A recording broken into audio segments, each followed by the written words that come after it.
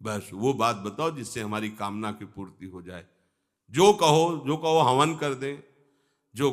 ये हवन से, ये ताबीज बांधने से, ये घोड़े की नाल की अंगूठी पहनने से ये बुरा लगेगा सबको। कुछ नहीं होता, कुछ नहीं होने वाला। तो ये सब हरि के अनुचर हैं, सब हरि के अनुचर हैं। जानकी नाथ सहाय करे तो कौन बिगाड़ सके नर तेरो। है ये शुक्र शनिचर राहु केत सब क्षण में हुई है तेरे चेरो। जानकी नाथ सहाय करे कौन बिगाड़ सकता है। महाप्रभु हरिवंश चंद्र जी कह रहे, जो पे कृष्ण चरण मन अर्पित तो करी है का नवग्रह रंक। ये बेचारे नवग्रह भिखारी क्या तुम्हारा कर सकते हैं।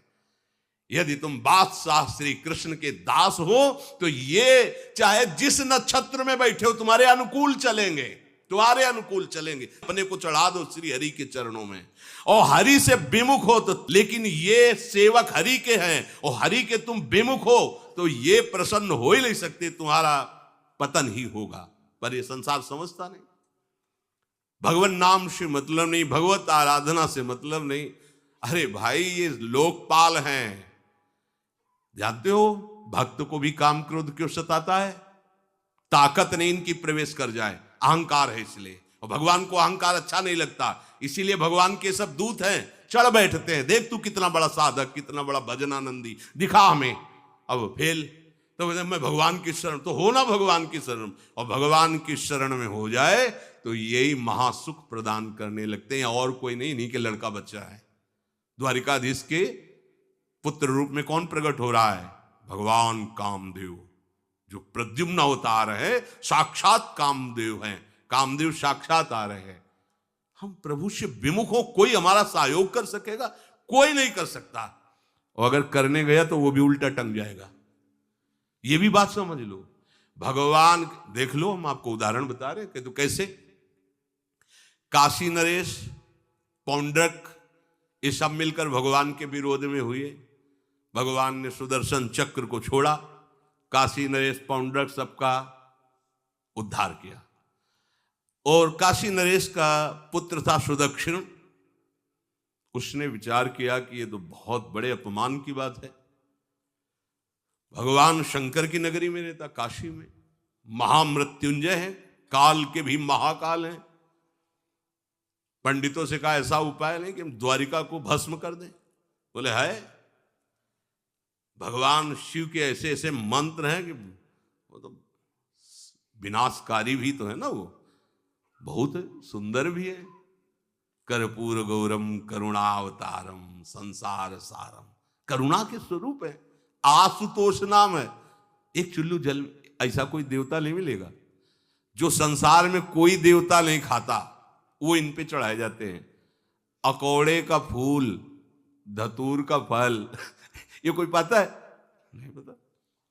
इतने से वो प्रसन्न, इसीलिए वो आशुतोष रीझ जाए तो पूरा नगर का नगर सोने का ऐसे दे दिया, लंका उन्हीं दे दिया। और अगर दृष्टि बदल जाए तो हनुमान जी बनकर पूंछ में आग लगा को श्रीलंका को नाश कर। बड़े विचित्र हाँ है भगवान शंकर, विनाशकारी, द्वारिका को भस्म कर सकते हैं। आराधना की सुदक्षिण ने, बड़े बड़े विद्वान बुलाए। काशी तो विद्वानों की नगरी, और ब्राह्मणों की विद्वता तभी सार्थक है जब प्रभु में उसका समापन हो।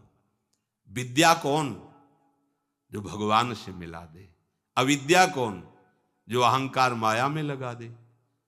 तो उन विद्वानों की ये समझ में नहीं आया कि किसके विरोध में मुझे अनुष्ठान में बैठालना है। बैठ गए, अनुष्ठान शुरू किया, तो मंत्रों में ताकत तो है ही। भयंकर कृत्या प्रकट हुई, विश्व का विनाश करने की सामर्थ्य रखने वाली। मंत्रों के द्वारा उसे प्रेरित किया, जाओ द्वारिकापुरी को ही भस्म कर दो। और ये पता नहीं था कि द्वारिकापुरी ब्रह्मा की बनाई हुई नहीं है। सारी की सारी शक्तियां ब्रह्मा की बनाई हुई चीज पर बिगाड़ सकती हैं, लेकिन चिदानंद धाम में इनका तो प्रवेश ही नहीं। अब दूर से द्वारिका में दिखाई दिया, भयंकर ज्वाला में कृत्य आ रही। लोग भागकर भगवान के पास गए, प्रभु कोई भयानक मंत्र से आविष्ट होकर कृत्य आ रही जो नष्ट करना चाहती द्वारिका, तुम्हें घबराने की जरूरत नहीं, ना बताने की जरूरत है। द्वारिका हर समय सुदर्शन से सुरक्षित है, और सुदर्शन कोई जड़ चक्र नहीं है, वो चैतन्य भगवत पार्षद है। जब जहां जैसा अवसर आता है वैसा वो रूप रख लेते हैं। एक को मारना है तो 100 अरे वाले, हजारों को मारना है तो 1000 अरे वाले, और अगर पूरा सिस्टम विनाश करना है तो अनंत अरे वाले सुदर्शन चक्र हो जाते हैं। और जब सेवा ये नहीं होती तो हाथ जोड़े भगवान के पास खड़े रहते हैं।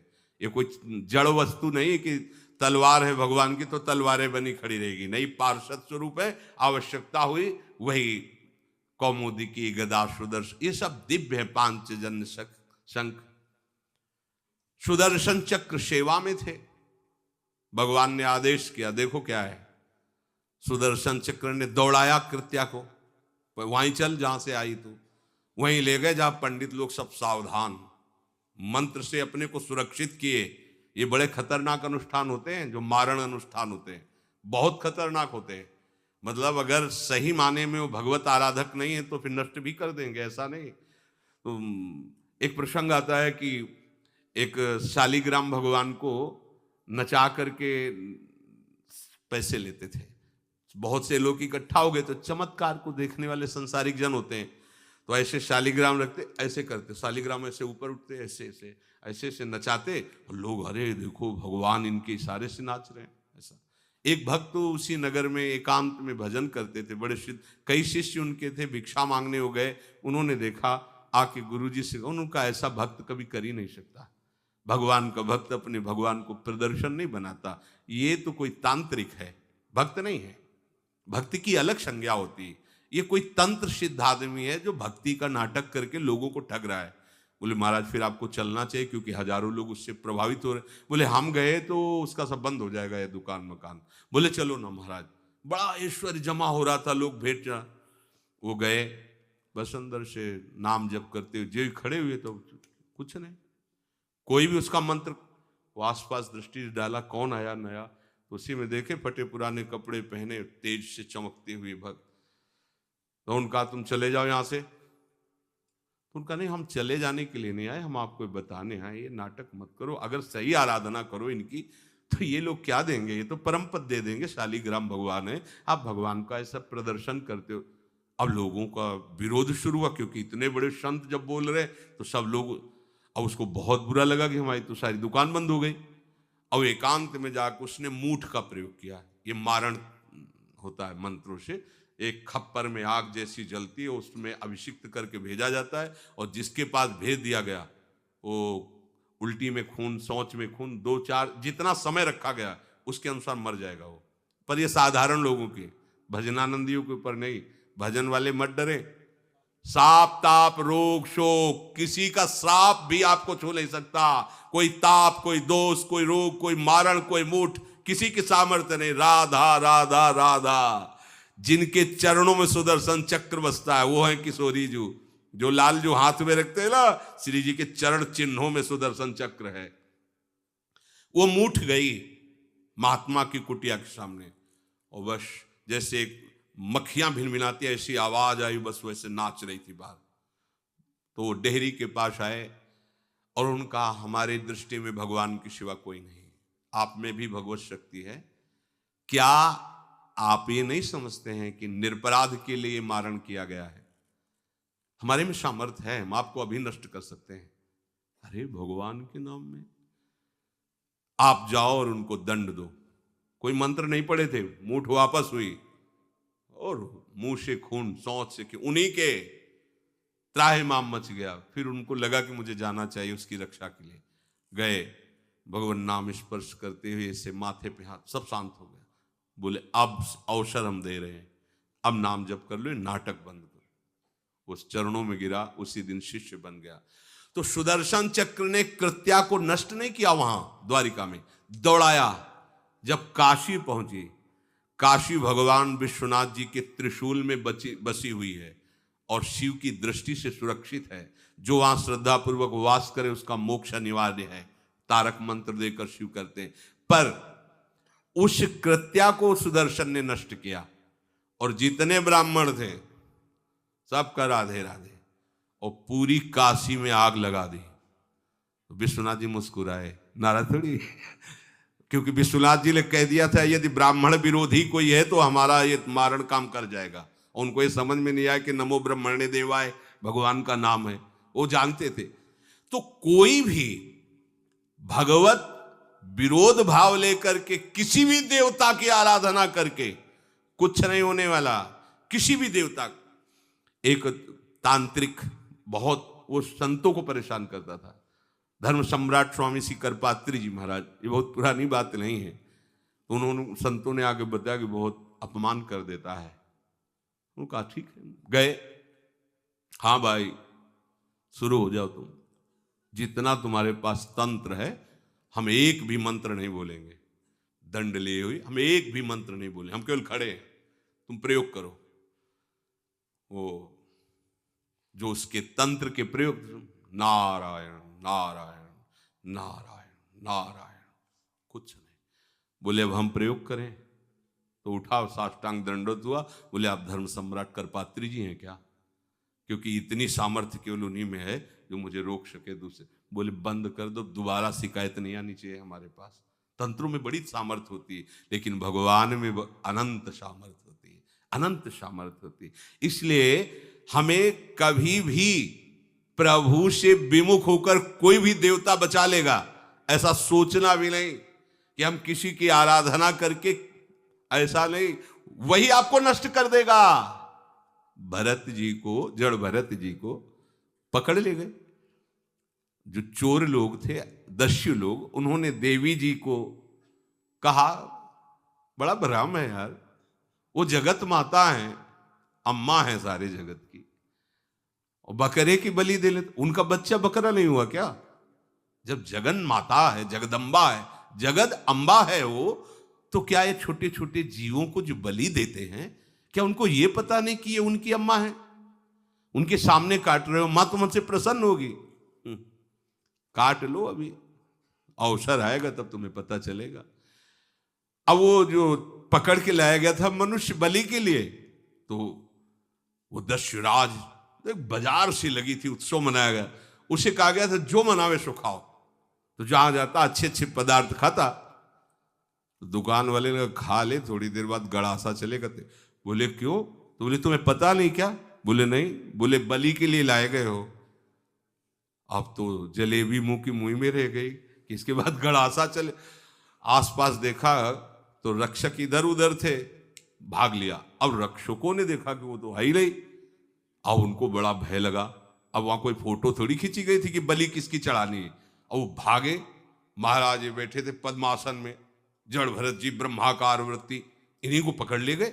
बढ़िया तगड़ा तंदुरुस्त है। और दस्युराज ने कहा बलि का जो वो लाया गया, वो हाँ महाराज, अष्ट देख के प्रसन्न हो गया। तेजो में हष्ट पुष्ट ब्रह्माकार वृत्ति इनकी। बोले स्नान करवाओ। सालों से स्नान नहीं हुआ तो को उपटन लगा के स्नान कराया। खीर पुआ रबड़ी रसगुल्ला सामने भोग लगाओ, दबा के खूब खीर पूड़ी रबड़ी पाई। अब वो तो भगवान के प्रेमी भक्त हैं, ब्रह्माकार स्वरूप है, अपने स्वरूप में स्थित है। इसके बाद तिलक लगाया। बोले गर्दन झुका। भरत जी अंदर से कह रहे खीर खाया ना, अब गर्दन भी झुका, गर्दन भी कटेगी। भक्त की गर्दन यदि श्रद्धा से झुके तो ठीक, अगर जबरदस्ती से झुका दिया तो तुम झुकाने लायक नहीं रह जाओगे, भी ध्यान रखना। क्योंकि ये गर्दन अब गर्दन नहीं, ये किसी और की शान बन चुकी है।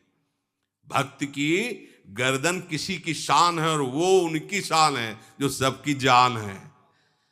देवी जी की मूर्ति में आग लग गई, दाह शक्ति पैदा हो गई। जे ही जड़ भरत जी का शरीर ऐसे किया, फाड़ करके मूर्ति भद्रकाली प्रकट हो गई। और जो गड़ासा काटने उसी को उठाया, काट काट के उन्हें दस्युराज से लेकर समस्त सांप को काट करके खून की होली खेल दी। भरत जी ने देखा जब कोई काटने वाला नहीं है तो बोले ठीक है, अब चलो पचाने के लिए टहलते हैं, थोड़ा खीर पुआ खाया, चल दिए, कोई रोक। देवी जी से एक बार भी लिखा कि मां बड़ी कृपा है। जो भगवान का भक्त है वो दूसरे की कृपा भी नहीं मना सकता।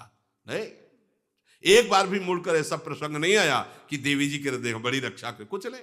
प्राण जाने पर कोई भय नहीं, रक्षा होने पर किसी की स्तुति नहीं, अपने मंगल विधान। हरि आश्रय, सत्संग हरि आश्रय देता है, बहुत बड़ा बल हरि है, मान लो। एक दिन आपसे कह रहे थे कि जब आपने देखा नहीं उनको, उनसे बात नहीं हुई, और आप उनके जनों से बात सुनकर उनकी तरफ चल पड़े, इस बात से हरि आपके ऋणी हो जाते हैं। भगवान इसी बात से ऋणी हो जाते हैं।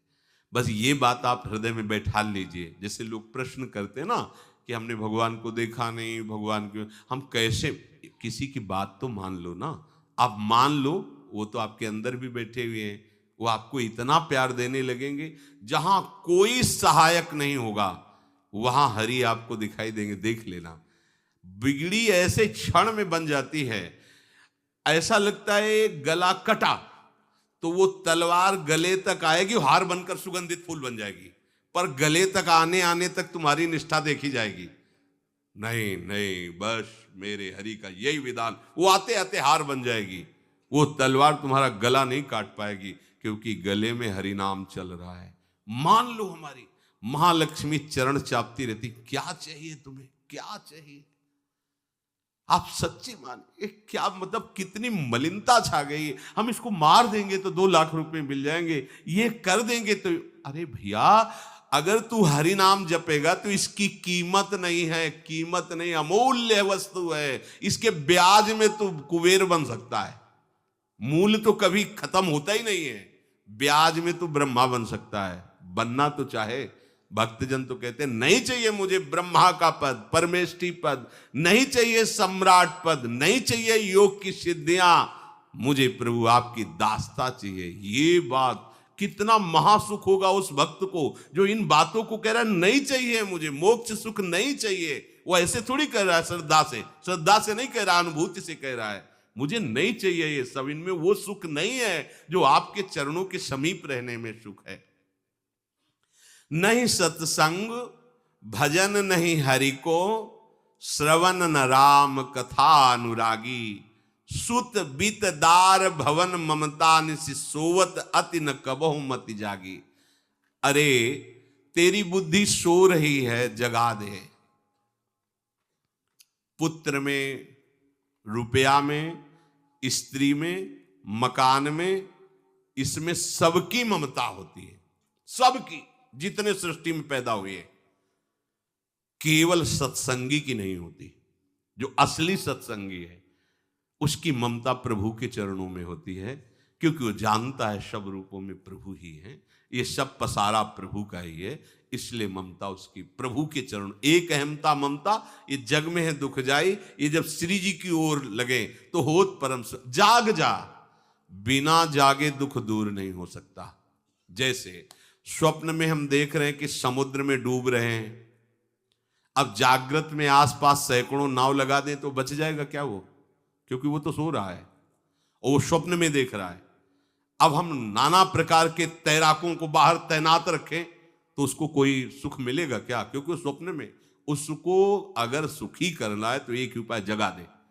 जगा दो तो ना समुद्र रह गया ना डूबना रह गया।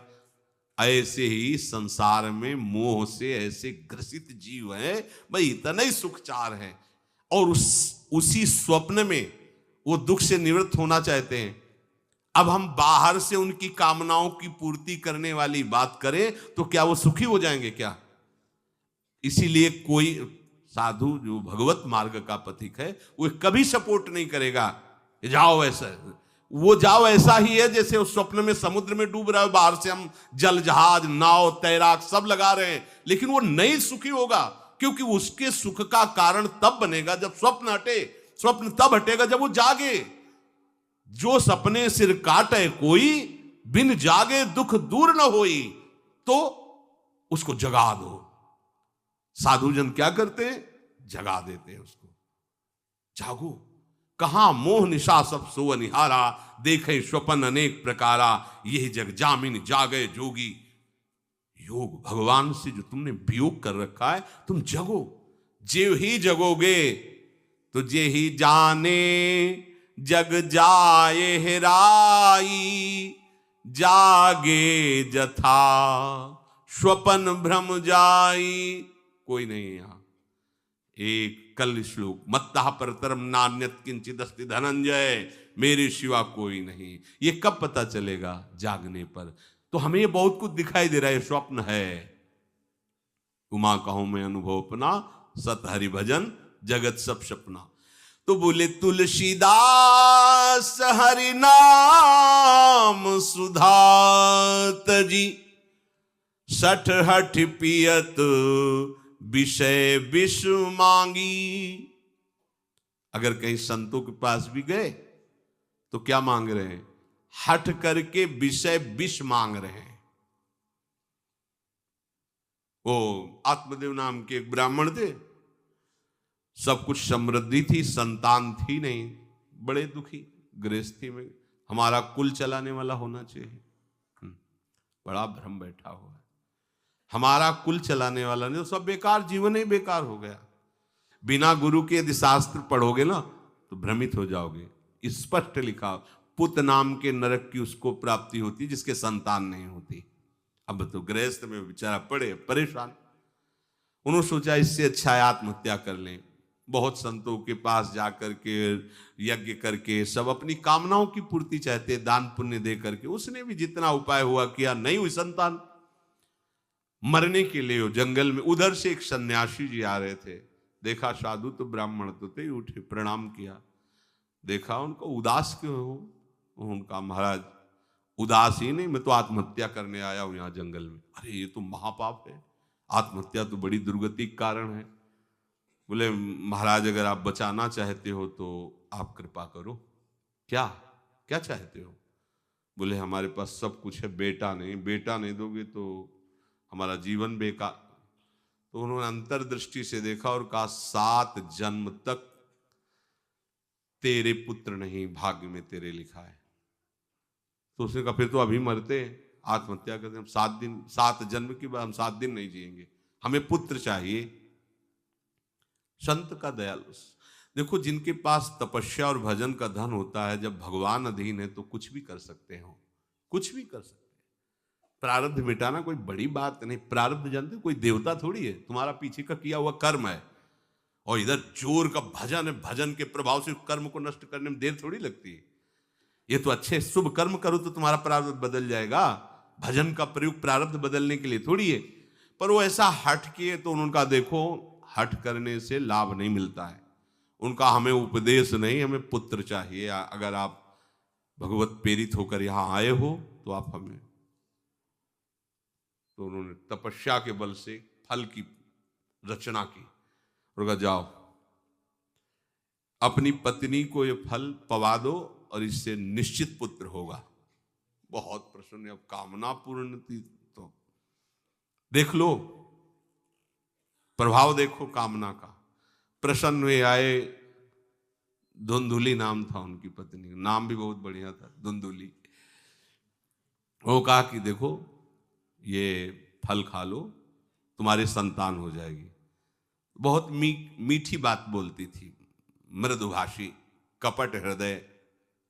अलग अलग क्षेत्र होता है, हृदय कपट और मुख में मीठी बात। बहुत संभल के व्यवहार करना चाहिए ऐसे लोगों से। मधुरिया बानी, मीठी, क्या मृदु भाषा। नहीं प्रीतम, आप चिंता मत करो, फल ऐसे थोड़ी खाया जाता है, नहा धो के पवित्र होके फिर। हाँ उनका ये बात, तो आप अपने काम में लगो, हम पा लेंगे ऐसा। अब आपको विश्वास है? बोले विश्वास तो है, इसमें क्या विश्वास, आप भी तो चाहती ना पुत्र हो। बोले हाँ। वो जो ही गए सो अपनी बहन को बुलाया और कहा सुनो, अभी तो हम 4-5 रोटी कढ़ी चावल सब पा लेते हैं, पूड़ी खीर पुआ। जब गर्भ रहेगा तो पेट तो उसी से भरा रहेगा, तो हमारा भोजन रुक जाएगा। बोले हाँ ये तो बात है। जब पेट बढ़ेगा, अगर घर में आग लग गई तो फिर हम भाग नहीं पाएंगे, तो हम जल जाएंगे। ये निगेटिव सोच वाले लेते। और पंडित जी तो इसी बात में लगे हैं कि गर्भ रह जाए तो क्या करें, तुम्हारा हम खाएंगे तो है नहीं पक्की बात, पर करें तो क्या करें। पंडित जी को कैसे समझ? उनका देखो एक बात है, हमारे गर्भ है, हमारे कई लड़के हो चुके हो, गरीबी है ही है हमारे यहाँ, तुम कुछ पैसा दे देना और ये नाटक करना कि मैं गर्भवती हूं। बच्चा समय होने पर हम पहुंचा देंगे, हम घोषित कर देंगे हमारा बच्चा मर गया। तो पंडित जी को तुम नाटक में बताते रहना कि गर्भ है, बच्चा हो जाए। पंडित जी कहते ना बच्चा हो गया है, तो बोले दूध पिलाने की समस्या आएगी। तो बोले ये तुम कह देना कि पहला पहला बच्चा है, हमारे वक्षा स्थल में दूध नहीं, हमारी बहन का था तो मर गया बच्चा, तो उनको बुला लेती तो बात बन जाएगी, बढ़िया बात हो गई। परीक्षा के लिए फल गाय को खवा दो, गाय को खवाया। ठीक समय पर गोकर्ण जी प्रकट हुए, दिव्य तेजोमय बालक, कान केवल वो गाय के, बड़े ही विद्वान और भगवत भक्त संत के द्वारा। कहा था 7 जन्म तुम्हारे भाग्य में, बच्चा नहीं तो नहीं है, देखा गाय के हो गोकर्ण जी प्रकट हुए। उधर उनके जो बच्चा पैदा हुआ वैसे ही नाटक के द्वारा पहुंचा दिया गया, वैसे ही पूरा जैसा पहले पक्का हुआ। अब उसने कहा कि हमारे तो स्तनों में दूध नहीं, हम अपनी बहन को बुला लें, उनका बच्चा मर गया। हाँ हाँ, हमारा बच्चा स्वस्थ होना, आप बुला लो, उसको हम धन भी देंगे, वो हमारे बच्चे की सेवा कर। अपने नाम से जोड़ करके उसका नाम रखा धुंधकारी, धुंधुली और धुंधकारी, अज्ञान का साक्षात स्वरूप। और जैसे ही वो अवस्था बढ़ती गई तो उसके पापाचरण बढ़ना शुरू हुए। बच्चों के साथ खेलता, खेलते हुए बच्चों को उठा लेता और कुएं में डाल देता, मतलब घोर अत्याचार। गोकर्ण जी हर समय भजन साधन शास्त्र स्वाध्याय। जब और बड़ा हुआ तो माता जी को अपने डंडों से रोज पूजन करता, पिताजी को गाली लात थप्पड़। पिताजी तो रो पड़े।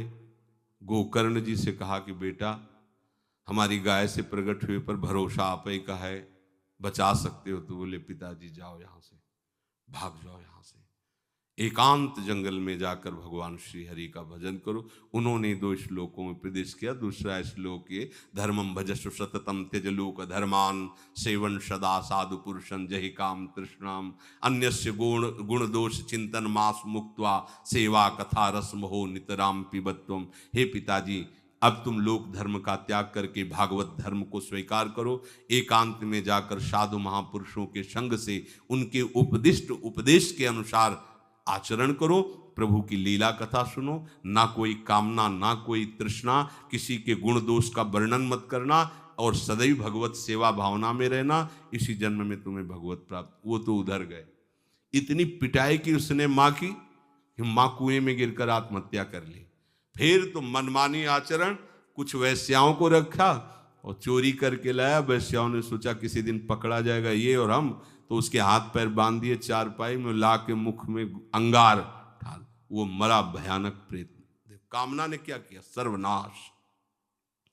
किसी को हरि विमुख होकर कभी सुख मिल सकता है?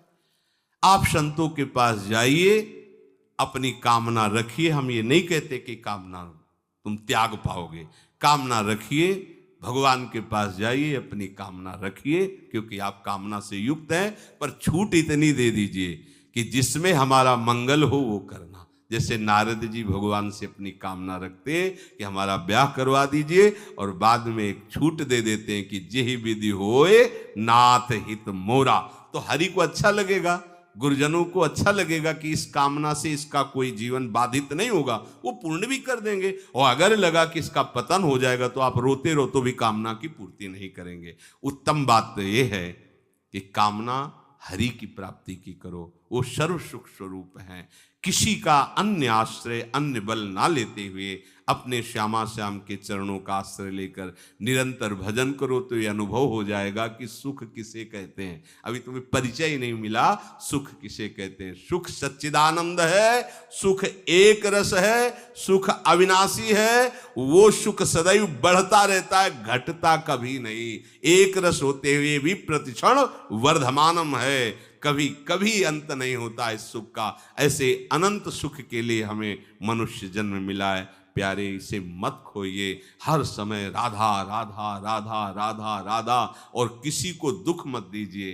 कोई गंदा नशा मत कीजिए, कोई गंदे आचरण मत कीजिए, गंदा भोजन मत कीजिए जिससे अन्य जीवों को कष्ट हो। ऐसा कोई भोजन स्वीकार मत करो। इसी जन्म में आप देख लेना, इसी जन्म में आपको वो वस्तु मिल जाएगी, निहाल हो जाओ। हम किसी पक्षपात की बात नहीं करते। अगर इस छाती को बचपन से अभी तक ऐसा, तो हम कह देते कि भाई आगे कुछ भी हो, कोई भी हमारी गलती हो, हम ये मान सकते हैं, पर हमें ये पता चला कि बचपन से आज तक जलता ही रहा, कभी शांति नहीं मिली, भागता ही रहा पर कभी विश्राम नहीं मिला। पर हम ये आपको कह रहे हैं कि जैसा प्यार प्रभु वैसा अन्यत्र कहीं कभी कहीं नहीं मिला। और प्रभु के प्यार का मूर्तिमान स्वरूप हमारी प्यारी जू निहाल कर दिया प्रभु ने, प्यारी जू के चरणों का आश्रय और उनका परिचय देकर। पूछो बस, यहाँ वाणी मौन हो जाती है, प्यारी जू तो प्यारी जू। और हम ही नहीं, आप सब महाभाग्यशाली है। वृंदावन आए, राधा किशोरी जू के घर में आए और उनकी चर्चा सुन रहे हैं, उनके सिद्धांत सुन रहे हैं। कहीं ना कहीं आपके अंदर उनकी तरफ बढ़ने की इच्छा भी है, ये बहुत बड़ी बात है। बस इस इच्छा को, इस आशा को इतना बढ़ा लो कि कोई इच्छा न रह जाए, कोई आशा न रह जाए।